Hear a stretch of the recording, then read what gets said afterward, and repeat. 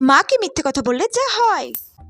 মা কি হয়েছে? মা তুমি সেদিন বলছিলে না একটা ব্যাগ কিনবে, আমি তোমার জন্য একটা ব্যাগ কিনে এনেছি। তুই কেন ব্যাগ কিনতে গেলি? তোকে নিশ্চয় দোকানদার কম দামের ব্যাগ বেশি দামে পৌঁছে দিয়েছে। কই দেখি কি ব্যাগ এনেছিস। ব্যাগটা বেশ ভালোই হয়েছে। কত টাকা দাম নিয়েছে রে? ব্যাগটা যে 500 টাকা নিয়েছে সেটা আমাকে বলা যাবে না, একটু কমিয়ে বলতে হবে। মা 100 টাকা নিয়েছে। 100 টাকা দাম নিয়ে নিল, আর 20 টাকা কমাতে পারলি না? মাকে 100 বলেছি তাই তো মা এরকম বলছে। যদি মাকে 500 বলতাম তাহলে তো মা আমাকে আজকে মেরে তক্ত বানিয়ে দিত। আচ্ছা এনেছিস যখন আর কি করা যাবে, যা হাত মুখ ধুয়ে খেয়ে নে। আচ্ছা ঠিক আছে।